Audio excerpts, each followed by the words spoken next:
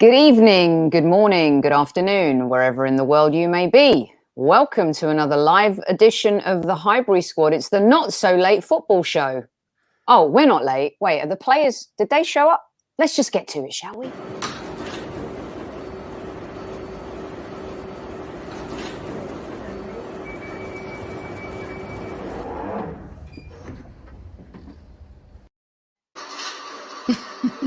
Are you doing that YouTube thing again, Missy? I've been good lately. You have. You know what I just realised too? This is so professional. Okay. I'm so angry with our team that I forgot to plug my microphone in. All right.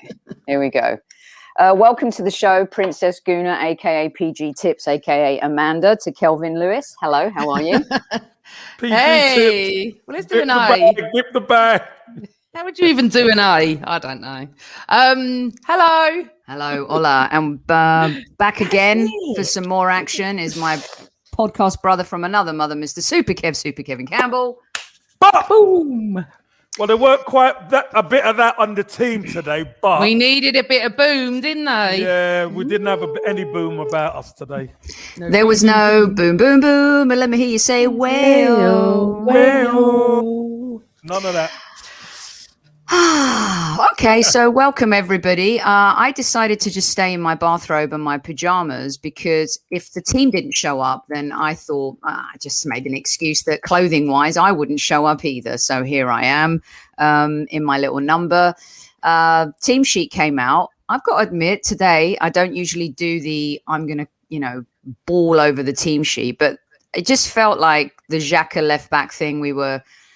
It's different in the Premier League when you're playing top teams, but I can understand the risks and worth taking them against Sheffield United and Fulham and against Slavia Prague. Let me know what you guys think first about the team sheet when it came out. I wasn't happy with the midfield. And again, I just think Pepe, who's been such a bright spark, should have been given a shot. What do you think, PG Tips? PG Tips. Well, I just tweeted about this 10 minutes ago. He spoke pre-match and said certain players are fatigued, got knocks since Thursday night. He has to rotate. And don't tell me that 11 was not good enough to beat Fulham. Well, they weren't. That is the whole problem. They should have been, sorry. They should have been. I know it does in a funny way. After West Ham, I felt like we'd won. This does feel like we've still lost. I can't get over the fact that we scored in 97 minutes. Did you even cheer? Because I didn't when we scored. Because VAR took another 50,000 out. I don't even want. I actually we'll get to that. Will rant about I VAR told you, later. I hate it. Beyond hate, beyond. It's ruining everything. I mean, VAR is not brought in to do a toe. I'm sorry, that is not gaining advantage, but we'll get there. But no, I was all right because I knew he'd change it. No one ever in the history of being a Gooner, I'm sorry, likes a midfield of El Neni and Ceballos, but I think we all knew Partey at some point would come on. I don't have that issue with team sheets. I learnt my lesson many years ago when I kicked off about a team sheet for Wenger and we went and stormed the place 4 or 5-0 and I got so much abuse. I never do it because we don't know the reasons why and what's going to happen. So I was like, that 11 with that front four can beat Fulham. I did not expect what happened today when they have not turned up. So, Super Kev? Can I ask a question? Yeah. If you think Pepe should have started, who should have been dropped? I mean, I think Saka's such a valuable commodity these days, and he's played a lot of football. And I don't think Pepe needed to be rested. And I think I would have given Saka a rest against a Fulham. Look what's happened. Like now, Lacazette out with a hammy. I mean, it's all about the Europa League against Fulham. Look, I know we have to win every Premier League game, Kev. We've got to go at it full force. Got to go out to win every game. But knowing how important the Europa League is, and it's only a week out, not this week, but next week, we play Villarreal. I would have looked at resting my star commodities right now, the players that make the team tick, and that is Lacazette and Pepe. And that's just my 2 cents on that. Yeah, do you know what? So, PG, I think players want to play. But obviously, if the players want to play, Lacazette is in the form of his life, really, at Arsenal. 2 goals, great performance in midweek. Do you reckon Lacazette didn't want to play? He wants to lead that line. He wants more goals. Do you understand what I mean? So yeah, I understand that he wants. It's a difficult one. It's a difficult one for the manager to try and rest players because, let's be honest, our squad isn't. You take one out and you get the same one in. It isn't like that, unfortunately, because the midfield is a lot weaker with El Neni and Ceballos in there. Yeah. But also, I think, Sophie, if you'd have dropped Lacazette, I think you would have lost your shit, if I'm honest, because you did weeks ago. No, I didn't. Not anymore in the Premier League. I don't care who he plays in the Premier League. I said this on the show on Friday. I said it last week. It's not even about that anymore. It is about protecting this squad and making sure the best players are fit for the Europa League. Because look, when you've lost 13 games, you know that it's not a guarantee that you're even going to beat Fulham, who are fighting for their lives. So I personally wouldn't. I just don't get, like, at this point, what's Cedric done? It's since he's had that disastrous left back appearance, you guys, he cannot get a start. What's happened there? Do you know what? Why are we doing that? Why is he doing that? Kev, a question, because I'm confused about Cedric. But what I did say to Carl is that there must be something going on the training field, Kev. This is something I've always wanted to know. What we actually see is that Cedric had a bad performance and we haven't seen him since. But yeah, he's got a left foot and he should be playing instead of Xhaka, and he's not. And then we got Bellerin and that situation. So I always think that stuff's going on behind the scenes that we don't know about. There must be, yeah? Well, what's Mari done to not play? Gabriel's been terrible, so... No, but he's rested him. Gabriel hasn't been terrible. No, sorry. Pre his COVID illness, Gabriel was brilliant. He's come back and he's not great. So we may have to give him the fact that maybe he's got still part of the illness in him. I don't know. We don't know how it's affecting anyone at the moment. But I sort of agree with Sophie on the Saka. Didn't need to play today. We were lucky. He was okay. Laka, I don't agree, but unfortunately now he's out and we now won't see him.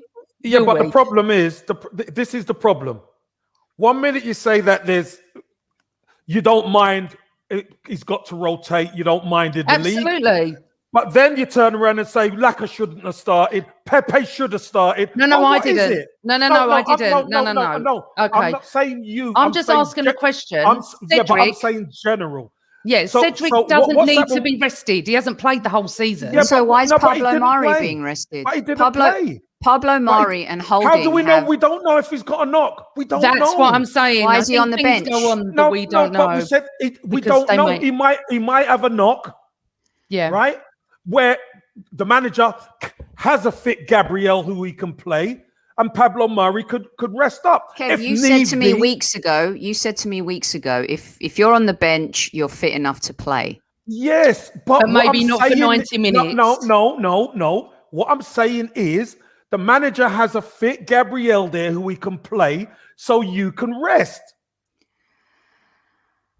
Okay, let's get to the player ratings and the observations, because it's all going to come into play, and we'll get to VAR.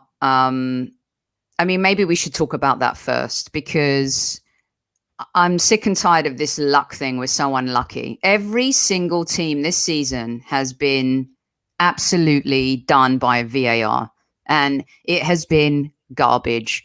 Like, if you look at the offside for the Ceballos goal versus the penalty for Fulham that led to the penalty, I mean, it's a hair's breadth for both, yet one is given, the other isn't. But guys, we still had a half hour to go and win the game. So Amanda, I don't want to make this a VAR conversation at all. We know it's garbage. We know it's ruined the flow and the enjoyment of football this season. But again, against Fulham, no excuses. We still had time to go win the game. I'm not annoyed with VAR for us not winning that game.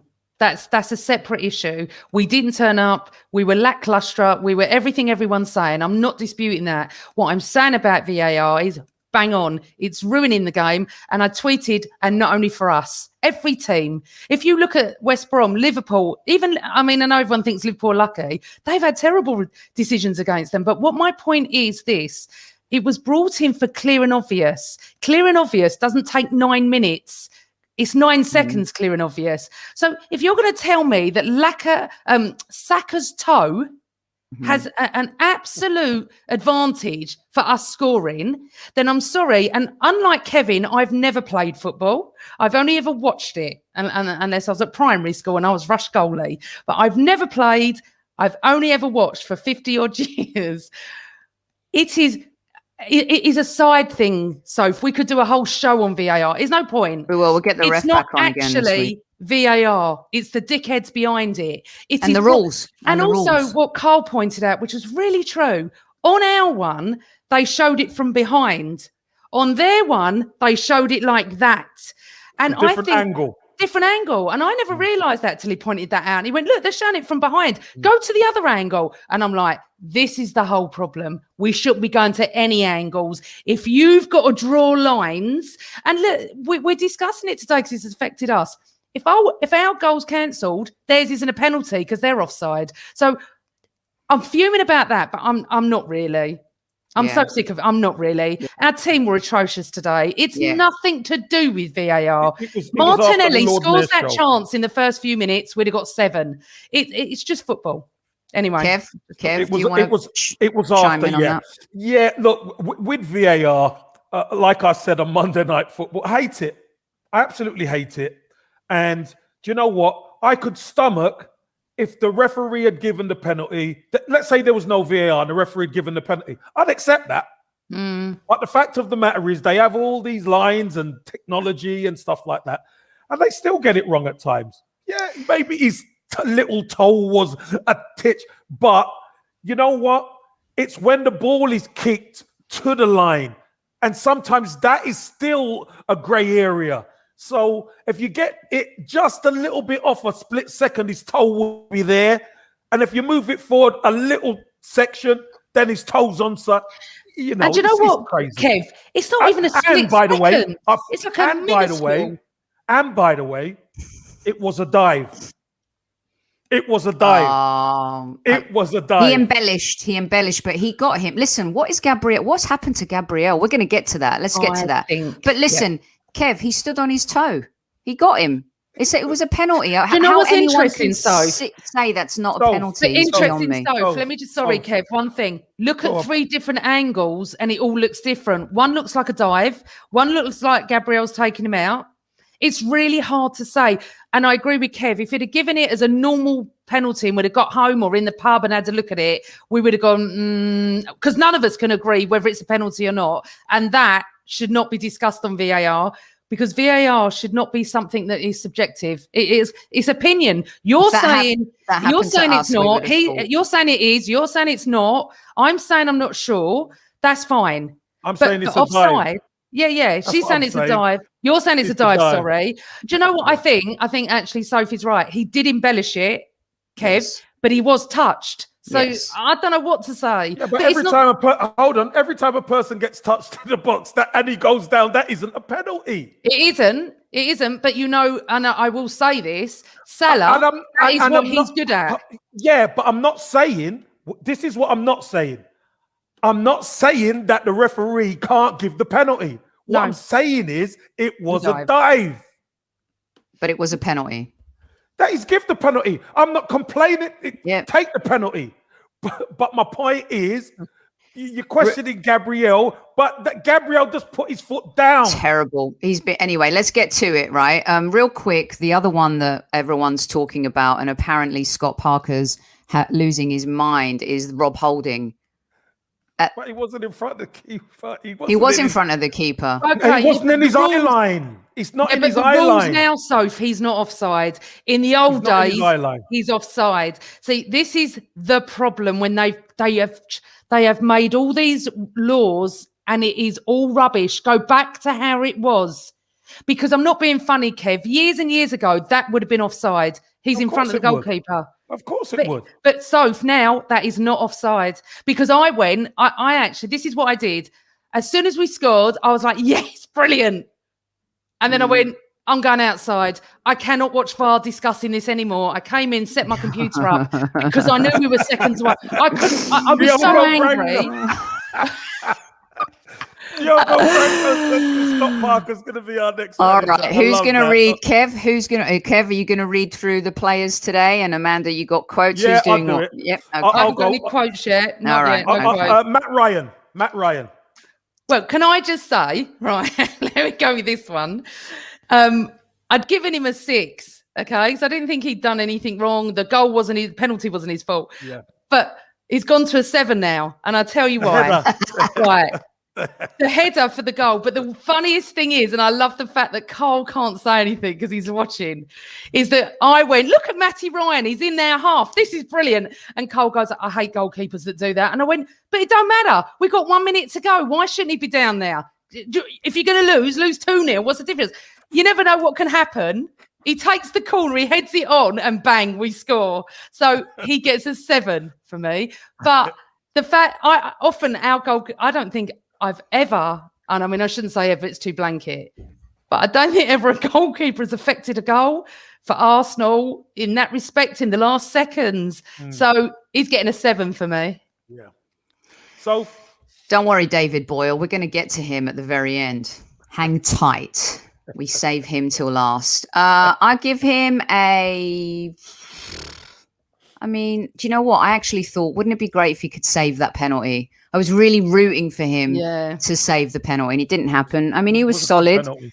He was decent. I mean, how many chances did they really have? I don't have those stats yet. How many shots on goal? I mean, he wasn't troubled too much. One on target all game, I think. Yeah. I mean, he gets a 6 just for being there. Yeah, I'm going to go down the line of a little bit of positivity for Ryan. Coming up, getting his head on a corner and helping us score. He got an assist.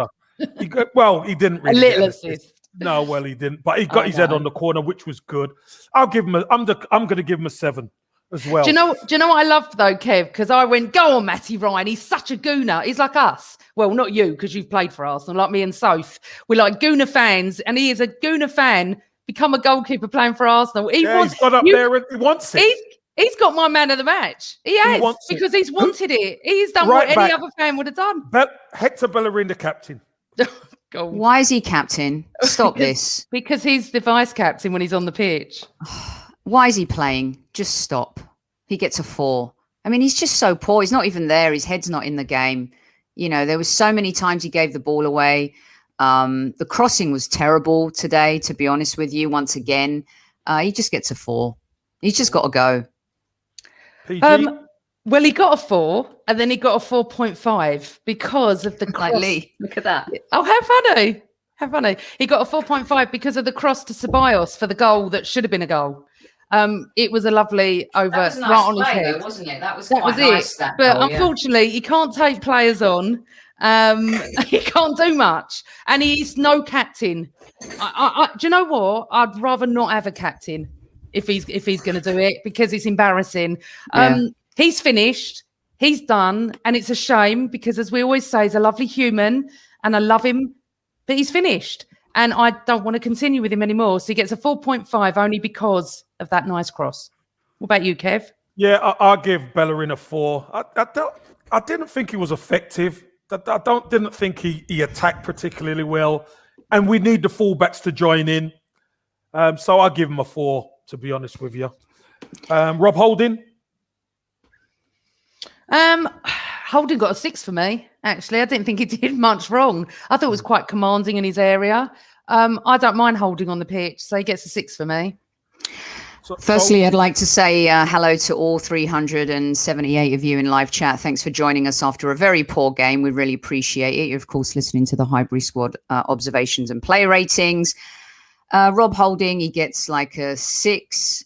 There was at the end in the second half, I think he gave the ball away, and I thought he was going to get caught in the box. It looked like it was going to lead to another Fulham opportunity. He plays so much better with Pablo Mari, Kev. Between the two of them, when they've played together, I think we've had only conceded 2 goals. So that's why I didn't understand today, especially because Pablo Mari hadn't has played but hasn't played as many games. Why not keep the relationship going, especially in a game like this?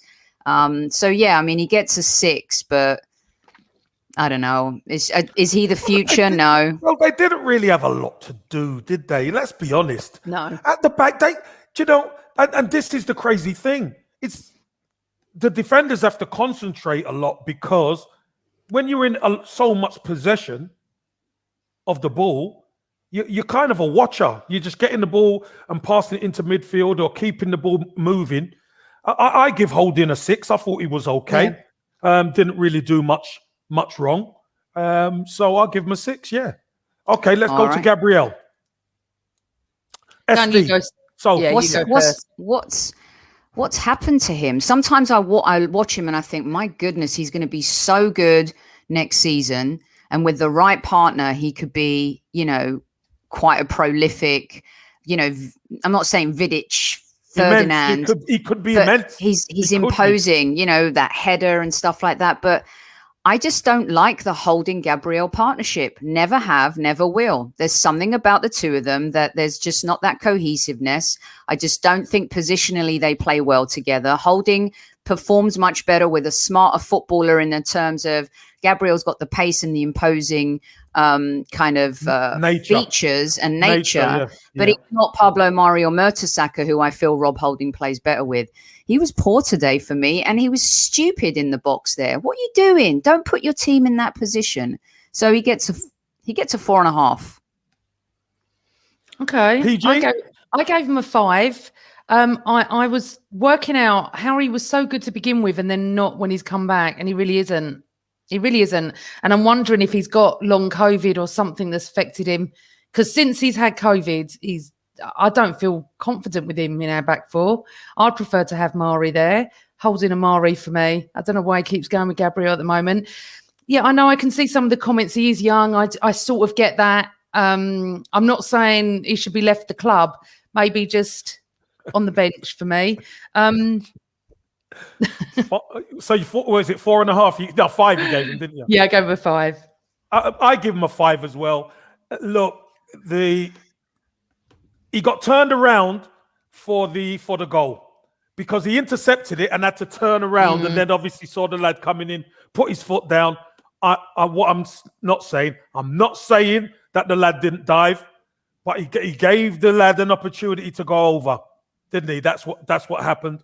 So look, yeah, we weren't great today as a team, and Rob Holding was better than Gabriel, although they didn't have a lot to do back there. So I'll give Gabriel a 5. Let's go to Xhaka then. Soph, Xhaka.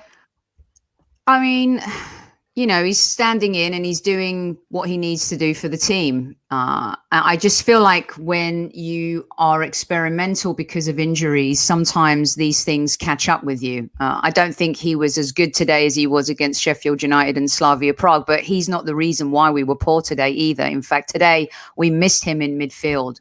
And I think that's where Arteta maybe got that wrong tactically. But he got stuck in. He tried to spearhead the team forward, tried to do all of the positive things in the huddle. When we had the disallowed Ceballos goal, it was him and Lacazette talking to the team again in the huddle. So for me, he gets a 6 because he tried and his leadership skills were there to be seen again. That's fair. I'm giving Xhaka a 6.5 because I feel it's really unfair that he's in this position, which isn't his natural position, and he's trying really hard. And he's more of a captain than Bellerin will ever be, if I'm honest. And although what he did at the Emirates that day, which we won't keep going on about, I'm not sure he'll ever be captain. But we did miss him in midfield. It's a terrible midfield when we've got Ceballos and El Nene. I mean, we'll get there in a second, but I think he did all right. Listen, Fulham weren't great, were they? For God's sake. Fulham were poor, man. They didn't score from open play, for God's sake. He gets a 6 for me. I'm going to give Xhaka a 6. And I know, look, he is limited in what he can do from fullback. Of course he is, because it's not his natural position. He don't get up on the outside of the wide man. doesn't get any shots in or whatever like that. But what he does, he uses the ball very well and he keeps the team ticking over.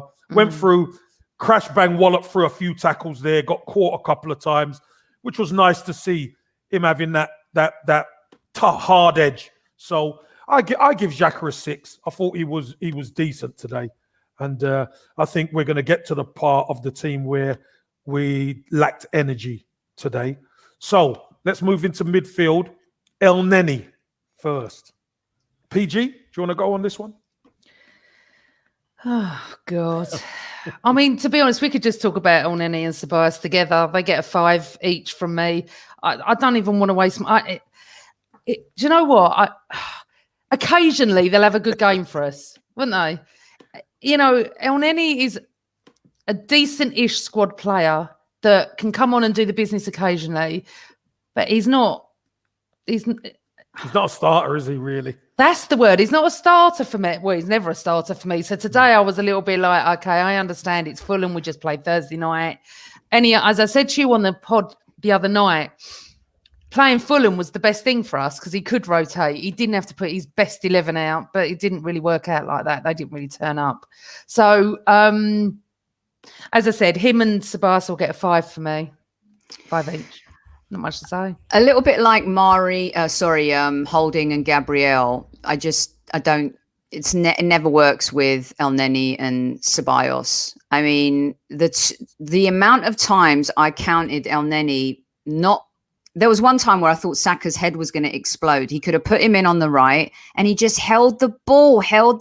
It's like, just pass the bloody ball forward. They slowed it down, didn't they? They slowed it down to the point where it seems like Martinelli had a terrible game, right? Because he's begging and chasing for the ball to just be passed through to him. You know, he's got Xhaka playing behind him. He's got Ceballos in midfield. He's got El Neni in midfield. No Thomas Partey, no Xhaka in midfield, our best combination. And it's just like, again, spinning around Ceballos.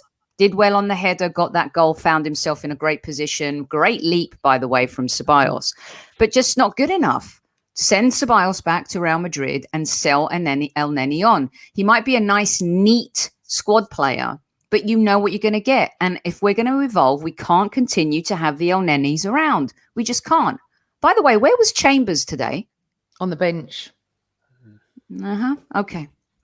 But El Neni and Ceballos are just side to side every 5 seconds. I'll give them both a 4. A 4. So it's 4 and 5 for. I give El Neni 4, and I give Ceballos 5.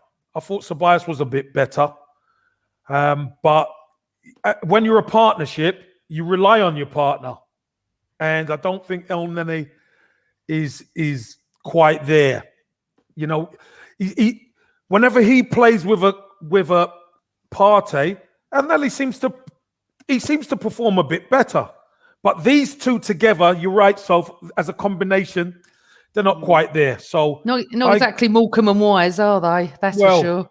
Well, listen, they are a joke. Probably they are. So, they are Morecambe and Wise. Not as good pairing, that's for sure. Spot on. So look, I give El Neni 4. I give Ceballos 5 today. Yep. Okay. So, right, we move on to, who is it? Emil Smith-Rowe. So, should have been more. This is the kind of game where he just should boss it, right? We've seen him boss it against better sides. And I love Emil Smith-Rowe. But it just today, again, I think because of who was playing behind him, sets him up to fail a little bit. Doesn't open up the channels for him as much. Maybe he's a little bit more cautious. So for me, I just felt like it's not because he played poorly. He's just so good. And he was decent. I'll give him a 6 because he still tried to make things happen. He still tried to be creative. But unfortunately, the way Arteta set up the team, I think he set up other players to fail and not be able to shine the way they usually do. I'll give him a 6. Yeah, I've got 6 written down here for me. I was a bit disappointed, but as you know, he didn't have much behind him, did he? That's the problem as well. I think El Neni made him look a bit worse than. Well, he just would. PG El Neni just didn't release the ball quick enough. It was so slow. It makes ESR look poor, not poor, but not having a good game. We know what he can give us. I think he started quite brightly and faded, probably a little bit of fatigue. He's still young. I find it really hard to criticise him. But I think there was a couple of offsides with him. I think there was a time where he just passed backwards. He didn't have much open to him. He gets a 6. Just one of those games for him. Didn't have much service, did he? Yeah, What's your take, Kev?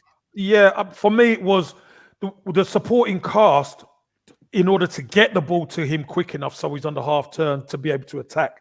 Wasn't quite there today. And obviously that's because Thomas Partey is not there. And when Thomas Partey plays, he takes the risk to try and get the ball into that number 10. Yeah. To get the ball into him.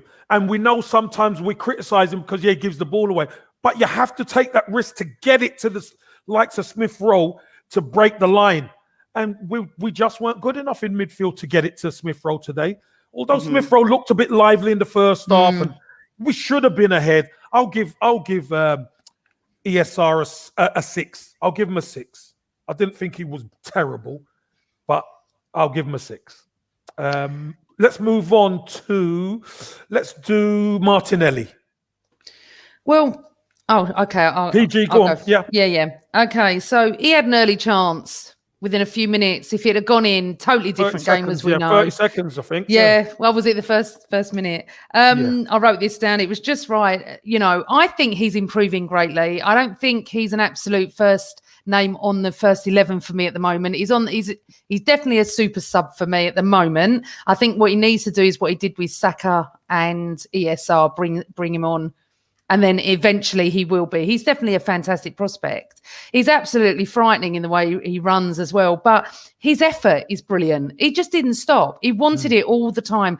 And occasionally was a little bit selfish and he should have passed. But he gets 6 for me today. It was nice to see him start. I just don't think he's there yet. That's what I think. I mean, again, here's a player that we've been gagging to see. And Arteta plays... Ceballos and El Neni in midfield. Just setting a player like that up to fail again. You got Xhaka playing left back. What is it people are expecting? He tried to create situations on his own because they weren't being created for him, and he lost trust in that ball coming through to him, which is why he became selfish, which is why, I think we laud these kids, but we also have to criticize them. He held on the ball too long. Saka did as well. ESR did as well. But there's a reason for that. And unfortunately, you didn't see the best of him because of who he was surrounded by. So we always talk about players being responsible. But at the same time, how are we setting these players up who we haven't seen during the season? We want to see them do really well. And then they have a bit of a disappointing game. So for his effort, he gets a 5. Yes, he should have, finished his chances, but there are a few chances today that we didn't finish as well. What mark do you give him? I'll give him a 5.5 because just the effort. I mean, I feel like that's a bit harsh, to be honest with you, but I think he's going to be really disappointed. I think 6. He's going to be really disappointed, isn't he, that he didn't finish the chances that he had. I'll give him a 6. I mean, I really don't want us to set these young players up to fail. And when you don't have the supporting cast around you, you could fall into that trap. And the last thing we want is these younger players feeling like, they don't have that confidence.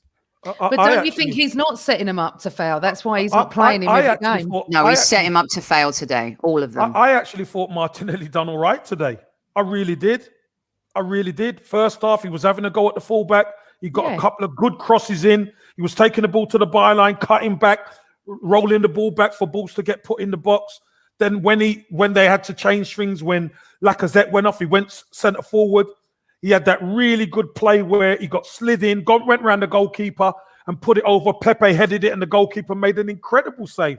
So he made a difference to us at the top end of the pitch, and that's what you want as a forward. So I didn't think he had a poor game at all. I thought he done really well. I give him a 7, Martinelli, honestly.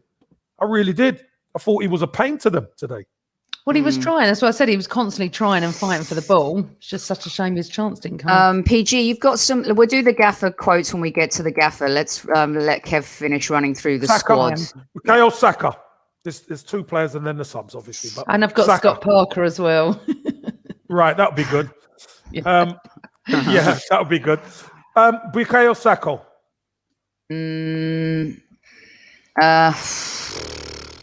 I mean, look, there's times where he just creates his own chances, and you think, wow, once he improves his finishing, he's got to work on that in the summer. If I'm going to give Saka a task for the summer, it's going to be, you got to be more clinical with your finishing. He's got to get more goals, right? But again, another player who feeds off the speed, feeds off those passes, can be explosive, but he can also create something out of nothing on his own. And he's been brilliant this season. But again, I think a little bit like ESR Martinelli, tried everything, just didn't have the right supporting cast around him. So Saka gets a 6 today. 6. PG? I've got 6 for Saka. And did he play on the right towards the end of the game? Which he did swap. Saka swapped at times. Yeah. Sometimes he went to the left and then he went to the right because when Pepe came on, Pepe was on the left, he was on the right. Then they switched. Yeah. So they were trying anything.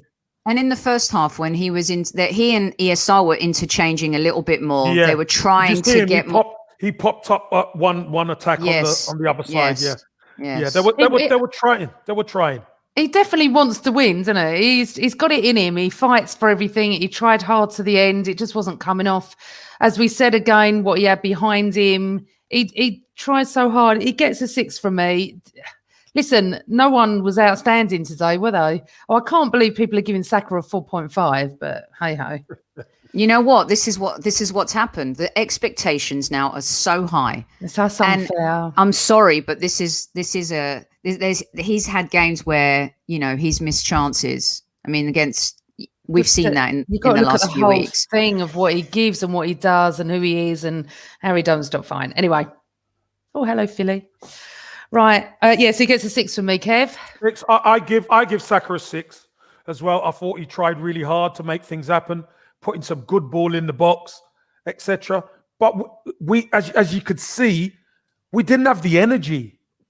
We didn't have the energy today.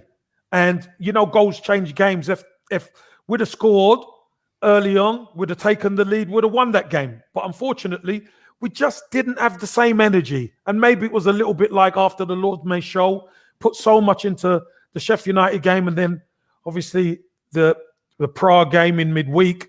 They tried hard, but we weren't at it today. We were probably a yard or 2 off. And it told in the end. It did tell. Shall we get to Lacazette? Lacazette's the last one, and then we go to the subs. I mean, what a disappointment that he's injured. Yeah. Kev, what does it look like to you? It's not a 6-week hammy, right? Does it look like a 2-weeker? What's your take? Well, there's no 2-week hammy. I'm telling you. No, I think it's 4 to 6. I think he's gone. There's no 2-week hammy. You won't see him this season. There's no 2-week hammy. I mean, this is an absolute disaster. He went like that as he walked off. Like a snap. Like a snap. He's pulled it. He's pulled it. Yeah. He heard it. That's what he was saying. Well, no, he felt it. You don't hear your hamstring. You feel it. Trust me. Look, you don't know the extent of it. Sometimes it could be a few fibers that he's done. Or he might have really damaged it. Yeah. I don't know. They'll have to do an MRI on him and check it out. But I thought Lacazette looked sharp today. I thought he looked all right. Especially in the first half. Second half, Fulham started to get a little bit of a foothold in the game. Again, that's of all the things that can happen, that's probably the worst thing that could happen to us, is Lacazette getting injured. I mean, just seeing him in the huddle in that moment, like getting everyone together, like keep your heads, and he's saying, it's a bit like what Xhaka did in the Sheffield United game as well. I mean, we're going to miss his leadership. And now we don't know what's happening with Aubameyang. You're looking at maybe Nketiah starting up front against Villarreal? No. I mean, Balogun maybe it's going to be like the moment for Balogun Aubameyang to will be become back. a cult hero. I don't know. We don't know. He's got malaria. We don't know if Oba's going to be back. They were saying you hope that he is next week. Yeah, it's next week. But I mean, we could, Kev. It's one of those moments in Amanda where you write a new story. Remember, it's 2 weeks away. I know, but it's like you're going to have to rely on. I would if Oba can't play, I'd throw Balogun in there. The guy's fearless, and Eddie Nketiah we'll get to him. But Lacazette is a huge loss. But we don't know if he's fearless in the first team. I wouldn't have played. You can ask Tony. I wouldn't have played Lacazette today. I would have rested him because he's become too valuable to the team, and we could have just shoehorned someone in to play up front today against Fulham. Yeah, but here's the question, Soph. So when do you play him then? I'd play him. I would have played him against next game, Everton. Yeah, but he still could get injured. I know, but against Fulham, you'd think we get a win here and then we go. Fulham's if the a worse team. I know, but if we can get points off Fulham, right? And then because they are a terrible team who are going down, most likely. But then you go. Probably why he played him. No, but then you play him against Everton, where if you then get another 3 points there, you overtake Everton and maybe even Spurs. He managed it wrong. I'm not killing him. I'm just saying 2 or 3 players. Can we just finish? Can we just finish with? No, we'll talk about Arteta in a minute because I've got stuff. So we've done. So what we're giving Lacazette? Have you given Lacazette? Have you given Lacazette a mark? So he gets a 6. 6. PG. I gave a 6, but I gave a 6 to all our front four for that reason. I think they all did the same, and I am devastated, like everybody else. Yeah. He has just been on frigging fire, and how gutted he must be now to know that he will not be playing against Villarreal. And when I looked at him today, when he started with the boys, as I call them, the Hallam boys and Martinelli and whatever, I sit there and I think it's like their dad. It's like their dad. It's like chaperoning them. He's telling them how to play. He's guiding them. And then he'll say goodbye in time, and it will be down to them to take over the mantle. Yeah, absolutely. Yeah. That's what's going to happen. Where Aubameyang, we don't know what's going on, but I'm just so gutted. You know what? I never forget when Robert Perez did what Robert Perez did and got that serious injury. I've never cried over a player getting an injury. I did at Perez. I welled up when I was at Highbury that day. And when I watched that, he, of all people, deserves to be in that semi-final. And now he's not going to be. We have to move on as a club, unfortunately. We've got Everton Friday night. We have to move on. He gets a 6, and I wish him well. Well, I give him a 6 as well. And I honestly want to see what the MRI says, because sometimes it's not as worse as you first think. And I'm hoping, touching wood and everything, that it's not as bad as we first think. No, in Arsenal, Kev. Yeah, but I'm just saying. No, I give him a 6, but I just hope it's not as bad as first thought, because you know what? We might need him even beyond 2 weeks' time. So hopefully it's not too bad. So shall we get to the subs? Let's get to Partey came on. Let's get to Eddie, Pepe and Eddie Nketiah. Let's just do them all. Bang, bang, bang, bang, bang, bang them out. Well, Eddie's going to get a little bit higher because he scored. He was in the right place at the right time and put his foot in and just did what he got to do. He gets a 6 from me. Well, I think they all played their part. Yeah, they did. They played better. Getting a grip of that midfield again. Pepe with that header, which Martinelli created. Great header at the back stick. Great save by the goalkeeper. And then obviously Eddie Nketiah coming up with a goal that equalises. It's not more than we deserve. We deserved at least a point, but we just weren't at the races today, were we? So 6 all round for me. How the fuck do I look like DT? Are you serious? I think he wears a hoodie sometimes. Jesus Christ. Get off. Nketiah gets a -point for celebrating like he thought he won the Champions League. Oh, that's unfair. Come on, Soph. He hasn't been involved for ages, and all of a sudden he comes on and scores. In the 97th minute to rescue a point. What do you want him to do? I'd be pissed off if he didn't celebrate. Shh. That's where you grab the ball, you take it back to the centre, and you say, maybe we've got 30 more seconds, we can try and get another goal. I'm sorry, you do not celebrate like that against Fulham. You come on and you act like you mean business, not like you come on like a kid and think you've scored the winning goal in the Champions League. That is ridiculous. I'd have celebrated. I could tell you that much. I was going to say, Kev, you're a striker. I think you would have celebrated. Listen, after not being involved, and then you get an opportunity, I've got to say I would have celebrated. But I understand what you're saying, Soph, but I think it's hard for him not to. I agree. Like, yes, Tucky, club mentality. You come on and you go on, PG. I mean, yeah. I mean, I just think you just don't do that after playing so poorly.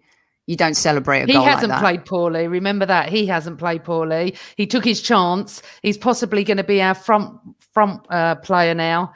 And listen, I understand what you're saying, because we all had a go at Giroud when he did it at Bournemouth. Do you remember? Yeah. We were 3-3 and he starts celebrating. We were going, get the ball down there. This is a bit different. We didn't expect to get another goal. We didn't even expect to score. He's a young kid. He scored at the Emirates on his first chance, really. I wouldn't give him a -point. I do get what you're saying, that we should have got the ball down quicker, but then that's down to the captain and everyone else to guide him with that. But I think it's his instinct just to go 97th minute, I've scored the goal to get us the point. That's what I think. Yeah. Yeah. I mean, we're differing opinions on that one, but that's okay. Yeah. Right. Fine. So shall I read what I've got now? Yes. Let's hear what the gaffer has to say. Can't wait. The gaffer is not happy by what I'm reading. Arteta, I think Arsenal deserve 3 points without doubt. The chances we created, 2 goals disallowed, we conceded 1 shot on target. Scott Parker holding it is in an offside position. He's 2 yards off my keeper. It's offside. It's offside for me. I know football. It's offside. I'm being a bit dramatic, obviously. Go on, read it like he says it, Fiji. Well, that's what he was probably thinking. And to be honest, 15 years ago, 10 years ago, we would have been going mental if he was against us. Arteta on Lacazette injury. We don't know yet. He felt his hamstring. Arteta on Matt Ryan. He totally deserves to play. He trains like a beast and he needed a game because he's a gooner, isn't he? He's just a fan playing at London Colney. Arteta on team selection. Some of the players hadn't recovered from Thursday night and it was a big risk to play them. Some others because they needed the opportunity. It was always a risk. Arteta on Nketiah. He always offers his best. Today he scored a goal. He had another 2 important chances and he's always a threat in front of goal. Arteta, we started really well, running the game completely and creating chances. We had goals disallowed, but we kept going, creating chances and dominating the game. Fulham create 0 chances, and then suddenly in one action, Fulham are awarded a penalty. The game changes completely after that. We react in the way and start taking positive chances. We controlled the game, created chances, and could have scored 3 or 4. So overall, I think we deserve to win the game. The penalty seemed to have minimal contact. Arteta on Willock. I'm really happy with Joe because he scored a massive goal for the club. Joe has the ability and desire. He needed more consistency in terms of minutes for his development, which is a good point, actually. He's doing well there, isn't he? Arteta on potential long absence for Lacazette. We'll have the scan on Tuesday, see the extent of the injury, and I see the timeline to it. I don't know. Arteta, we have 2 goals disallowed and hit the post. We really needed to win this game. We should be winning these games. Arteta on VAR, we have to trust them. That's the only thing. Arteta on Nketiah, every player needs minutes and Eddie's been fighting all the time to get more. Do you guys think we deserve to win today? Yeah. They had 1 shot on target. And didn't score from open play. No, I definitely thought we should have won that. Don't you think we should have won the game? So, we should have won. Did we deserve to win? No, we didn't play well. But you can't say we didn't deserve to win that game with the chances we created. I just don't think you deserve to win when you can't be clinical and you can't finish your dinner, as our good friend Dan Potts says. Dinner. We couldn't finish our dinner. If you can't finish your dinner, you don't deserve dessert. That's been our problem. So let's get to the main mark. PG. Mr. Arteta. PG? Why am I going first? Because it's 3 of us and one has to. Okay, so I wasn't unhappy with the team. I don't like seeing that midfield, but don't think, what he's saying about knocks and fatigue and stuff. We have to go with that. He knows more than we do. And when we went 1-0 down, when Lacazette, what are you laughing at? Sorry? No, someone said it's Fulham, not Real Madrid. Yeah. All right. Okay. When Pep's chuckling at the comments that are coming up, he's not chuckling at you. I didn't even read it. I don't know where I was now. I'm like when I get on a thing and I lose my chain of thought. The team. The only thing I would say is what I wanted was as soon as we went 1-0 down and then Lacazette took the free kick, I wanted the subs on then. I wanted him on then. He waited 3 or 4 minutes and brought the subs on that I think we needed. To me, Arteta, he didn't cross the white line today. So I can't rate him on that. If you want on a team and the fact that he didn't play, I'd give him a 6. Don't think he's done everything spectacular. I think he rested who he thought he should have. So I'll give him a 6. So yeah, poor today from the gaffer, really. I understand rotation and stuff like that, but at the same time, people talking about, Partey has had some injuries, and I get resting him and being very careful with him because he's been fragile this season. I think Pepe, as I said earlier in the show, deserved to keep him going, keep that machine ticking. He's a confidence player. Why Bellerin's playing is beyond me. What's happened with Cedric seems to have been sent to the sin bin since having that poor showing at left back and hasn't started. I'm not sure why you're playing Gabriel and Holding together when the better pairing is Mari and Holding. The midfield, just play Cedric, put Xhaka in midfield. He's better with Ceballos or El Nani. That's a given. And personally, just my opinion, I would have rested Lacazette today because he's become way too valuable and important to the team. So I think, and then you square pegs, round holes, Saka goes to right back. I mean, it's just a mess. There's no consistency. What is his team in the Premier League? Where is the consistency? Who's pairing who? Pick your best 11. But at the same time, at this point, when we are in such disarray in the Premier League, I'm going to forgive him for not picking his best 11, but picking an 11 that is the right move right now because everything at stake is in the Europa League. And I just think he got it wrong today. He gets a 4.5. It's just so mixed, right? It's so mixed, Kev. Bellerin hasn't featured at all. And why is you're playing Fulham? But you're playing Fulham. Yeah. For me, this is what I will say. If you're going to give, if you got the squad, you might need to rely on some of these players moving forward. And if you don't give them game time, they're going to be rusty when you do throw them in. If you need them. you've got to give, and you're not going to give them a game against Everton because that's a really important game. But really, Arsenal, the team he picked today should beat Fulham. Why? Because we think they're terrible. Why would we think they can beat Fulham when we've lost 13 games in the league? Why? Why on earth do we think that based on our form? Because we should beat Fulham and we're at home. That's why. We could say that we should have beaten Wolves. We should have beaten Villa. We should have beaten Burnley. But Sophie, you can only go on the day. And he's picked a team to win the game. He had to change because of Thursday. He made the changes. And we should have won that game today. I think he picks a team sometimes. I think he has done this on a few occasions. He's picked a team not to lose a game versus win a game. No chance. No chance. Not today. Not today. No chance. Not with that front four. No Would chance. you have played Xhaka at left back today? Would I have played? Yeah, I would have. I did all right Thursday night. I had no problem with the 11. I had no problem with it. Because it's Fulham. That's we so should have won that game. disrespectful to Fulham. They almost Why beat though? us. No, how is We're it? not worried about disrespect. We're worried about the fact that he's got to put 11 Arsenal. out there. He's We've got to 11. worry about playing Everton and then Villarreal. Who are we in the league? We're nobody. We're irrelevant. Well, we're better than Fulham. So yeah, we are he better puts- than Fulham Yeah, by so a that's small why he margin. picks his team. He picks his team to win the game. He don't pick the team to not go for the win. To lose Okay. it. Can you guys see that maybe he made a mistake and he should have played Xhaka in midfield today? But Without babe, in any or surprise. hindsight, No. you can say Answer that my about- question, Sophie, please. Sophie, Answer it. no, he didn't make a mistake. He didn't okay. make a mistake. He picked a team to win. We didn't win.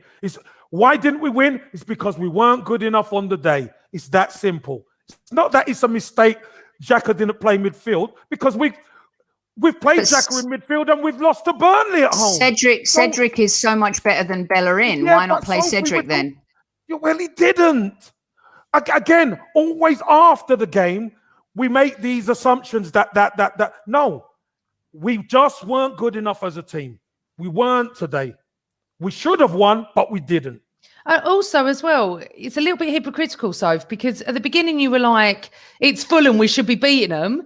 And then when he picks a team, you're like, it's so disrespectful to Fulham. And like when you said about Sheffield United, of course we should be beating them. Say that again. You can't have it both ways. Why can't? you? Why?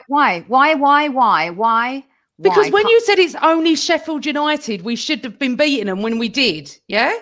We were like, when did I say that? When did I say it was only Sheffield United? Sunday. During the pod. Yeah, so it's only Sheffield United. They're relegated already. Fulham are still fighting for something. Matter. There's a big difference. But they're both in the bottom three. So oh my God, they're the same. It's the same ilk. So you can't have it both ways. No, there's a different intensity to how Fulham played versus Sheffield United. Fulham still have something to fight for. It's not mathematically Sheffield over United for them. weren't down when they were playing us. They Okay, weren't relegated all I'm asking is why play Xhaka at left back? The arrogance. This is a Pep Guardiola move. There's something that Pep did in the Champions League last year in the semi-final where he tried to put square pegs in round holes where he could have just gone out there and won the game. And it's a little bit of arrogance from Arteta is all I'm saying, that when you have Cedric and you're going to play Bellerin, why not play Xhaka in midfield where we may have been able to do a little bit more in the game and had better support for the likes of Martinelli,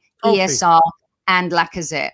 Sophie, was it disrespectful in midweek that Xhaka played left back? Was it? No, but it's a risk. We said it was a risk that paid off. I said it was a calculated risk that paid off. Why are you moaning about because it he now? had to do, because he, in essence, he found himself in a position where he had to make a decision against Sheffield United and Slavia Prague. Now he just thinks he can get away with it. Whereas you've got a Bellerin and you've got a Bellerin on the right. You could play Cedric on the left. And today maybe he should have played him in midfield. You can't keep putting the square peg in the round hole and thinking you can get away with it. That's all. Today, I wouldn't have played Ceballos and El Neni, knowing that it's probably going to be super slow when you have Martinelli and ESR and Lacazette in front of you. Yeah, That's it. You don't know that until now after the game. It's a wonderful thing. No, I knew that before the game. I thought that Xhaka should have been in midfield. I said that at the top of the show. I said at the top of the show, you said, wow, it don't matter about the league. Now you're saying that he's made a mistake by playing Xhaka left back. It doesn't matter about the league, but if you're going to make those kinds of decisions, you may as well put Xhaka in midfield. Why are you playing him at left back when you've got a perfectly good player? Because he's been there the last 2 games. Okay, Sophie. let's just agree to disagree. Because he's been there the last 2 games. It doesn't mean he has to play there every game. He's not a left back, Kevin. Yeah, I know he's not a left back, but he's leaving him there to keep the continuity in the team. How is that a mistake? Maybe he rates him higher than Cedric. Well, the reason is that if you make a mistake, right, and you're Ceballos or someone else, you're forgiven by Arteta. Poor Cedric, who had a horror show, has not been played since, right? So there's just some inconsistencies in how he deals with the team and plays with the team. Hold on a minute. So hold on a minute. So what you're saying is Cedric don't play. We beat Sheffield United, we beat Prague, and then you go into the next game, Now you're saying Cedric should be in the team. Now you're just like twisting my words and twisting what I'm saying. What I'm saying is if you have a perfectly good player like Cedric who can play right back, left back, why not play him and play Xhaka in his more natural position? Because he didn't get picked. Okay, let's just leave it at that then. You say he didn't get picked. I'm saying, right, that when I saw the team sheet, I was like, wow, okay, today maybe I was expecting Xhaka to start in midfield with someone. Maybe Cedric plays right and Saka plays left back. You know, that's all. Yeah, I mean, we keep chopping and changing. No, but you're saying he made a mistake. In my opinion, he made some mistakes today. That's just my opinion. Oh, that's fair enough. That's your opinion. No problem. What else do we have on the agenda? Any quotes? PG? Yeah, I've got some more. Is there any from Scott Parker? Because I believe he absolutely... No, only the first one that I read have I got. Funny that everyone now thinks Xhaka's the left back when they didn't want Saka to play there. Now it's okay for Xhaka to play there. It's like crazy. Like he's just been inconsistent at the back. And I'm trying to find that comment from someone. But anyway, yeah, go on. Keep reading the politicians' responses. Look, at the end of the day, we're a really good cup team. We're a garbage Premier League team. Is anyone going to dispute that? At the moment, absolutely. And I mean, to win the Europa League, I'd be ecstatic. I couldn't care less if we finish 14th. We're not going to win the league. So, hey-ho. What does it matter where we finish? Yeah, everyone's talking about this. We're going to talk about this on tomorrow's show, the European Super League, you guys. I know. It's been confirmed. Do not worry about it. How is Tottenham qualified for that, by the way? It's the 6th. But they have said... Probably they got to the Champions League final. Apparently, God, there's loads of it all come out. We've agreed it. Of course, Kroenke has, isn't he? Yeah, well, we'll talk about it. We're going to talk about that tomorrow, but so many people have been posting. So on tomorrow's show, we will be talking that's the show about tomorrow, that. Yeah, because that is a very, very, very big deal. And well, I can't be on tomorrow, so I'm just going to say I'm absolutely livid. And if that happens, I'm not sure if I would renew my season ticket when that come in, because I will miss playing Leeds and West Ham and all what I'm used to all my life. And now it's going to be this. It's all fucking greed. Excuse my language. And then they've reiterated that players from any clubs playing in the European Super League would be banned from representing their countries in UEFA and FIFA. It's all just going to go tits up, isn't it? It's all because of money. It's just a really bad situation. And the fact that fans, you know, I mean, we'll talk about it tomorrow. We're going to get some more stuff. There's going to be quotes. We're going to try and get a journo on to talk about it. I understand that. But what my point is... All the super clubs. But we will never have we'll never have the Europa Cup or Champions League. We'll be in it constantly. Yeah, no, you can. No, you will. It's a separate thing, isn't it? Because it's away from UEFA. But you're already playing Barcelona and Real Madrid every other week. So what's the difference? No. You don't understand. The teams in the Super League will be away from the Champions League. Yeah. But those teams that are in the Champions League are the Super League teams. Yeah, but they're going to have to split. But my point is, sorry, I may not make it clear. Yeah. We play our domestic league. Yeah. And then we enjoy European nights. We're going to have European nights every week. That's my point. That's right. There'll be no domestic. No. So what's the point in having a European league? As in, like, because European it makes Cup? the money. Sorry. No. Sorry. What I meant was, what is the point in then having a European Cup or a Champions League or Europa League? Because we'd be playing it every week. You'd be bored shitless after a season. No, you're not understanding what I'm saying. The teams who go on to the Super League will not be in the Champions League. No, I know. But my point is... No, just listen. So Arsenal and all the teams in the Super League will be away over there. The Champions League and the Europa Cup will be here, minus the big teams. Yeah. That's just the way it's going to go. So we will be playing Champions League football, or whatever you want to call it, Super League, every week. Yeah. Takes all the joy that we're not going to be allowed in the other league, because I love having my domestic league, and then Thursday nights or Sundays or Tuesday but nights. they don't care. All gone. PG, they don't care. And who's going to be able to travel every bloody week abroad? All they care about is that. That's all they care about. No, I have to reiterate to everyone, I do understand it. I'm just saying that we will just literally be playing Champions League football every week. It's just going to be crap. I'll be playing European football. Sorry, European football. I shouldn't say Yeah. Champions League. I know people are getting confused by what I'm saying, and I'm pissed off about it. I can't be on tomorrow night. That's my view. Once you go read some articles, you can leave us a refreshed WhatsApp note. I don't need to. I've said what I got. Feelings. I'm fuming. And I knew a few years ago this was being muted, wasn't it? It's always been muted, but now it's been agreed for 22-23. Go on. Yeah. I'm just sorry. All about the mighty pun money. I mean, you're going to play Barcelona, Madrid. Great. Yeah, lovely. I used to like to play them once or twice a year in the Champions League, not every other week.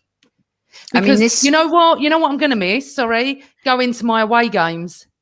So West Ham, I'm assuming, won't be in it, or bloody Bournemouth, or that's it. It's all gone. Fulham. Oh my God, it's going to be like COVID taking us out of football. You know what it is? A few years ago, I remember I did a show with Martin Rogers, who's at Fox now, but at the time he was, he used to be at the Mirror, and then he was a chief football writer at the USA Today. And this is something like the International Champions Cup, Charlie Stilitano. This conversation has been going on for a while. And the Agnelli family, the owner of Juventus, has really been at the nucleus of all of this. Charlie Stilitano actually said that he thinks the same teams should be in the Champions League every year. I mean, what's the point of that? Well, it will be. You're going to have that in and around that way in a league. This conversation, I remember covering it 5 or 6 years ago, and here we are. This has been going on in the background. There's not been much noise on it. It has been much noisier of late, since last year, and now here we find ourselves. And I remember Martin Rogers going at Charlie Stilitano saying, so you're saying that if Leicester win the Premier League, Leicester can't be in the Champions League. That's what they were saying then.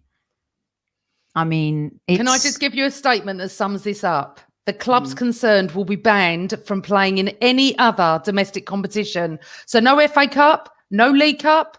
Are you joking me? So no Wembley.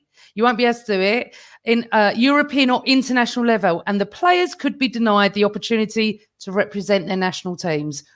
Who in their right mind thinks this is a good idea? Apart from those that are going to make money, find me one fan that thinks this is a good idea. So that's it. All those jaunts I've had to Wembley, finished. Well, you can support West Ham. Listen, let me just say this. It was always coming.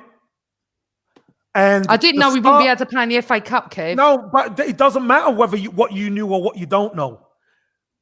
Once Sky kicked in, because remember the Football League, Sky took it, the top division away from the Football League to Sky to make it the Premier League.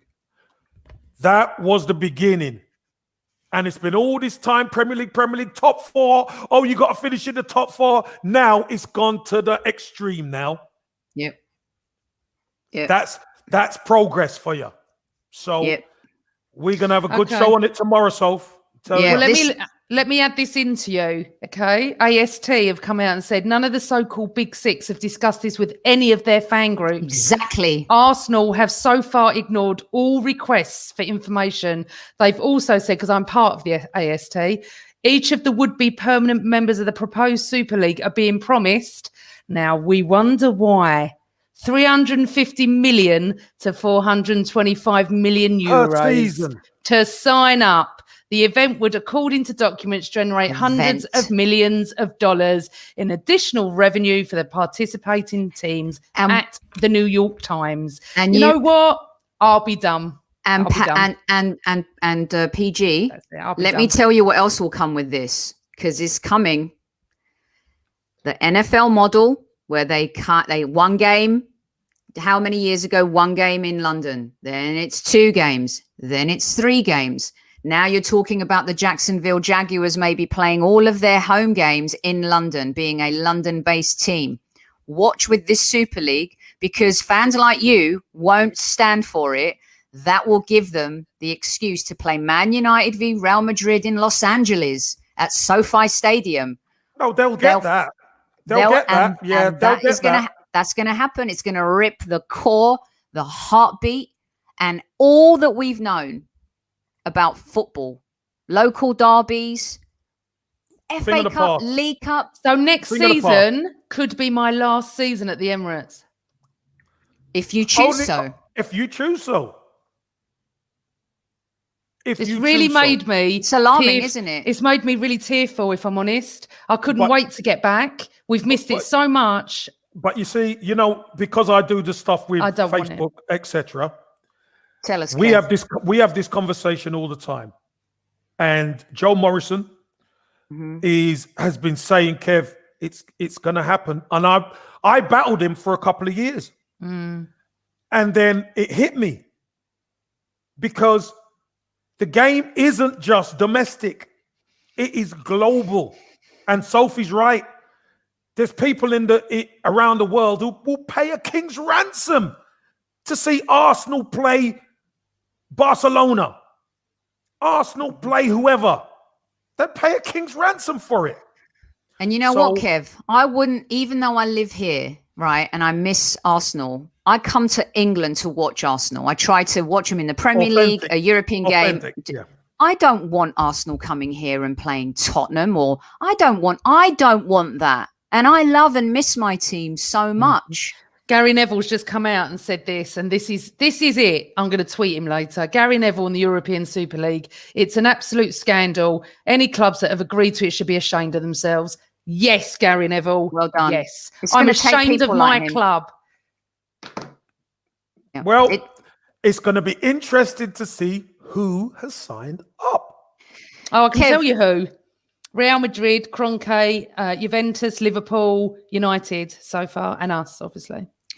Kev, you know what? Do you remember that this story came out earlier this year, and then Man United and Liverpool were ripped by their fans? Do you remember? And then it went away, right? And never went away. And they're going to use this whole COVID thing. Of course. I mean, it's you could smell it a mile off. Yeah. You still could go to the Emirates. If you don't renew your season ticket, there are thousands to take your season ticket. Oh, well, I think the old school won't be going, Kev. Yeah, I honestly don't think they will. That's fine. That's fine. Because the truth of the matter is, and it kills me to say it, they don't care. When they don't now, they don't need crowds. What do they need crowds for? They're going to get 300-400 million. They don't care about my season ticket. They don't need it. They could actually play at London Colney. What's the difference? Sell the stadium. You know what? This is where people will gravitate more to the women's game. They will. It will happen. Or your local slow. Or your local Barnet. Yep, you go to Leighton Barnet. Orient's mine, I think. Go to Leighton Orient. Or Dagenham and Redbridge. Absolutely. Do you guys want to know what DT thinks about it? Because I could do that now. I think someone said that you didn't look like DT. You were acting like Let me tell you something, Robbie. He's fucked up is what it is. I will not. Anyway. Oh, my God. Could you? Well, you know what? Twitter's going to be interesting. Oh, yeah. Twitter's going to be interesting. Look, we're going to dig a little deeper. Read this. Sorry, let me leave on this. This is actually quite funny from Gary Neville. This is funny. Not that Arsenal fans are going to like this. Gary Neville, are Arsenal on the Super League? Are Arsenal win the league? They've just drawn to Fulham United, aren't beating Burnley. I can't Sorry, I can't read it. I can't concentrate on this game. The six English clubs should have the points docked from them this season. It's an absolute joke. I mean, we will be able to compete because we'll have 400 million that Kroenke is going to spend £10 of. Everyone thinks that we'll get 400 million and he'll spend it on the team. Yeah, but here's the funny thing. You're going to get 400 million whether you finish bottom or not. And Apparently there's no relegation. I'm not getting upset. It's going to court. And there's no relegation. Brilliant. So we don't even need to play to win. We could come. No. Obviously, there'd be prize money for every position you are, but you're getting the money whether you're there or not. I really want to set up a party now. I've never done a protest in my life ever. Do you say like a political party? Or when you say party, I'm not sure if you're talking about Super Thomas League. Party, having a party. Having a party. Always having a party. I want Thomas Party to come and party with me and party against the Super League. This is really oh God. I mean, I think sad. PG was ready to cry.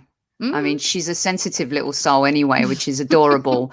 But yeah, I mean, it is. Honestly, it choked me up as well, PG. It's disgraceful.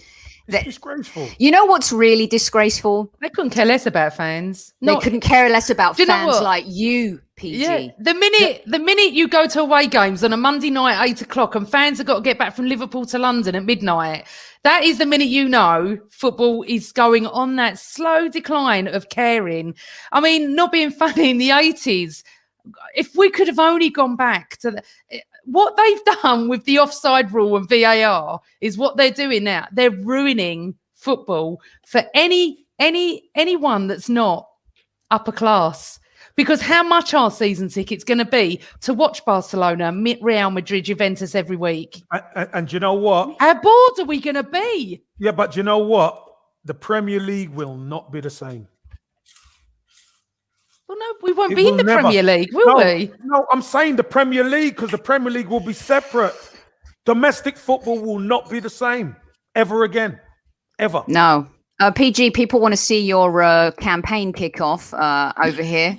We need to get you some. Just going to need some help with the paperwork, people. PG Tips, aka Maggie Thatcher. I will go. No, never compare me to her ever. Thank you. Iron Lady. Don't cry, princess. Oh, I feel that bad. I feel that bad. Do you know what, though? I have to think that, thank God, I'm not 20 or 30 years of age, because I've experienced Arsenal since the late 70s, all the way through to now. I was at Anfield, as you all know. I've been at all the cup finals, bar one, when I was pregnant. I've experienced it all. You go and take it. I've got my memories. You know what? I can't believe it. The really fans like you, me, Kev, starting out, we're the heartbeat of football from years gone, like you just said, right? The turnstile fan. That's the fan that kept football ticking for years and years and years and years. Then when the global TV stuff started happening, it was more about fans like me now who have moved here to America, and every fan is important. Mm-hmm. But the total disrespect to the fan that goes through the turnstiles now, because they've realized maybe we could put this show on without fans in the stadiums. COVID has done more harm than we even realize yet. And now they're using it as an excuse to be able to take the game to another level via globalization. And that is a problem. They used it as an accelerant. Yeah. Wow. They use it as an accelerant just to speed things up. You know what? As I said, all I got to say is I've been there through normal football. The minute Sky came in, which we all thought was wonderful, we could all watch loads of football. Roman Abramovich walked in the door and for me ruined football. It's all been downhill from then, I suppose. It's all been about money, money, money. And when they, I didn't travel. I couldn't travel midweek to games up and down the country because I couldn't get back home. Take the head off, Sol. You know what? You know what it is today? I think they've zapped it out of us. They've really zapped. I mean, it wasn't a great game today. We agree, we disagree. We love our club, we love football, but they've zapped the energy and soul from us today with this. And it's going to take people, Kev, like Gary Neville, like key informers, like you. You've got to stand up. You've got the platform on national television. But it's not going to change. Listen, let me tell you something. PG, you mentioned Abramovich. Not Abramovich.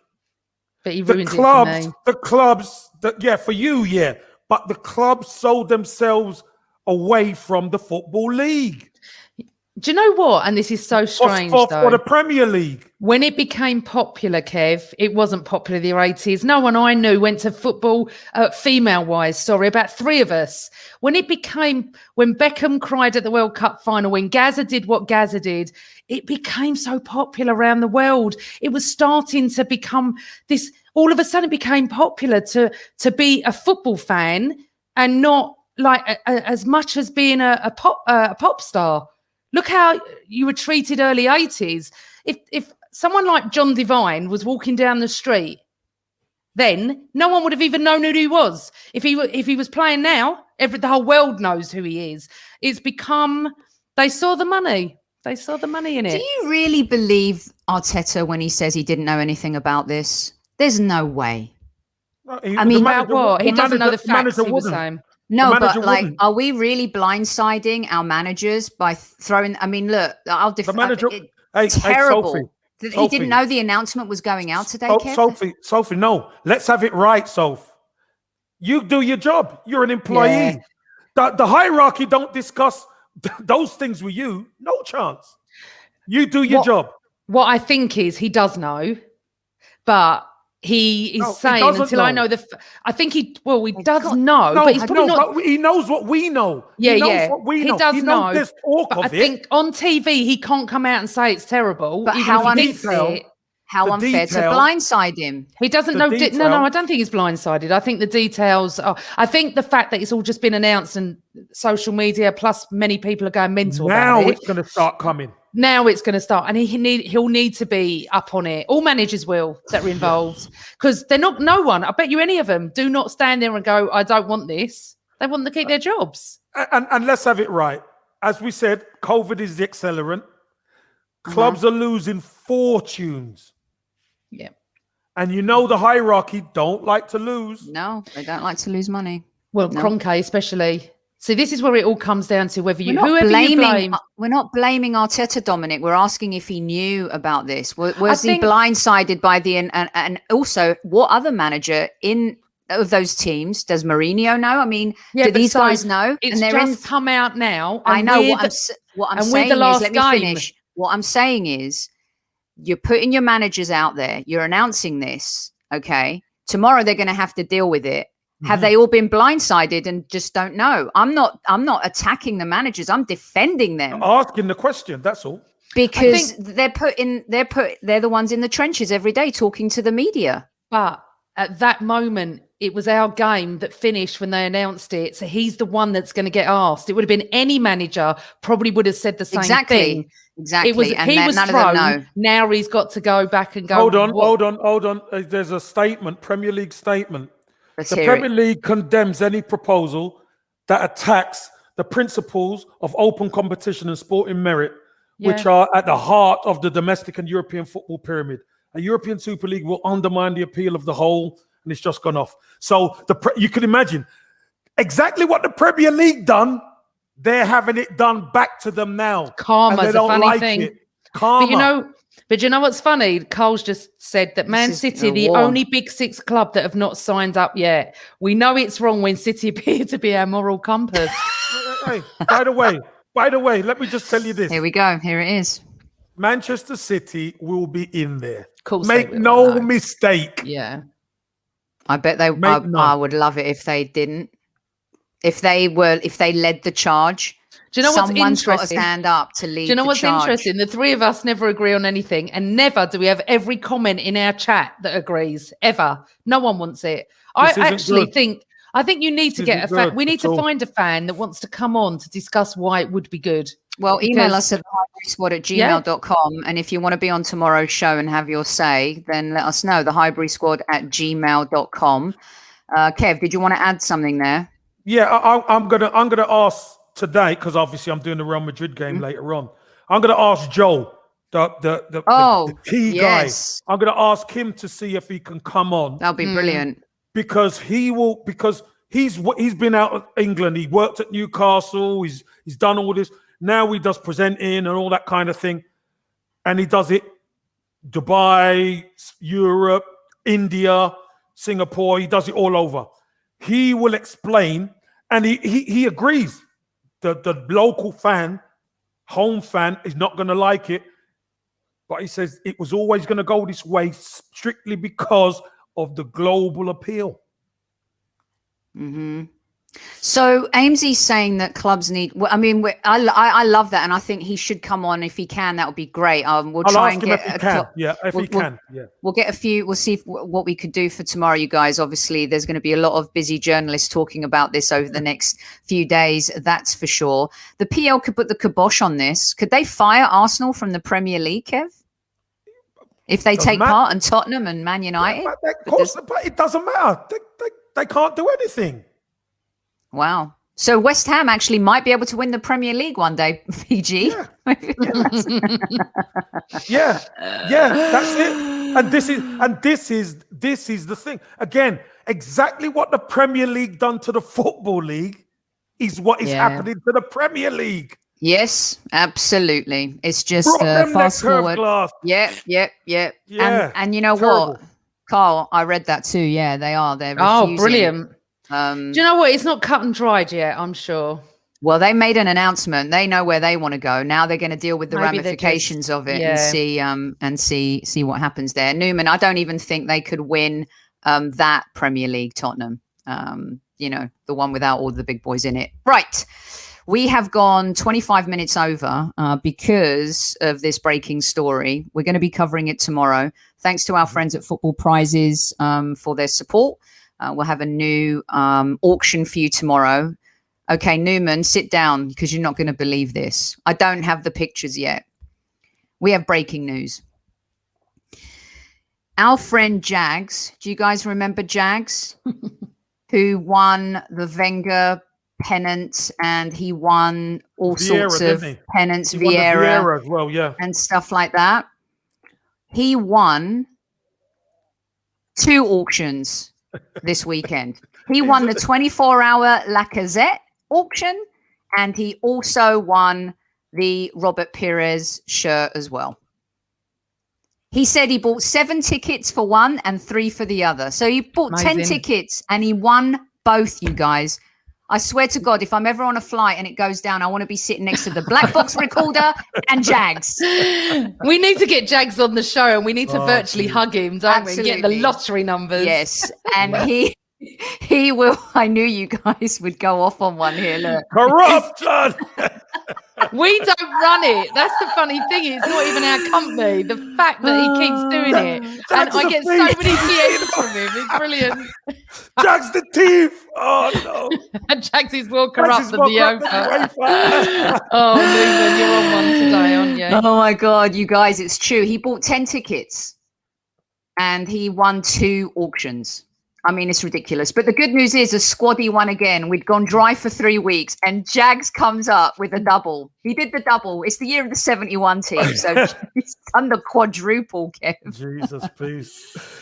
That's interesting, right? I've got a quote from Gabrielle here. And then actually, let me just go to this UEFA thing, because this is just relevant. If UEFA bans the big 6 from next season's Champions League, on current league placings, it would be Leicester, West Ham, Everton and Leeds.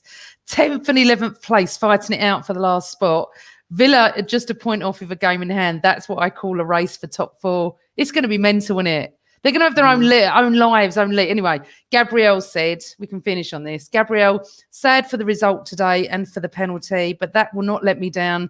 These are the things of the game. Only those who understand football know what goes on inside the 4 lines. Keep working hard to improve. Say what you want. I accept the criticism. That's a mature response. And Matthew Hudson, I did get your email. I have shown it to Kev and Amanda, and I'm going to show it to the squaddies tomorrow. I was saving that for Monday Madness, but now it's going to be, with all this new story stuff coming out, I am going to show it, and it's very cool, and I think the squaddies will love it too. So yes, and thank you. And thanks to everyone who writes to us and sends us stuff. We're getting some fun stuff from you guys. Yes. How many was in chat? Today there were 550 at its height. So we should have 550 likes then, shouldn't we? Kev's going to break the neck right now. Broke the neck. If you don't hit the like button, we're going to broke the neck. Do the soundbite, Kev. Hit the like button. Hit the like button if you ain't Tottenham and we broke the dick. All right. Come on. What better Let's way to do end the this. show? Wow. PG, you're not back tomorrow. Kev and I are. Kev is Well, I have a meeting, but now I really want to be on this show to absolutely scream the fucking place down about it. Well, it's not till 8. 8 o'clock. Okay. See if I'm back. Yeah. Okay. Right. Okay. All right. But no, I'm back on Wednesday and Friday for post-match. But yeah. Right, everyone. Oh, God, what an afternoon. So we don't turn up against Fulham. We score in the 97th minute. Well, I can't believe that we've not beaten them. But hey-ho. We're still in the semi-final of the Europa League. Enjoy it. We may never be in the Europa League or the Champions League ever again. We'll be in some other league. Thank you all for joining us. Really appreciate your time of an hour and a half. Thanks, Soph. Thanks, Kevin. But remember, for the time being, I have to change always that. Arsenal.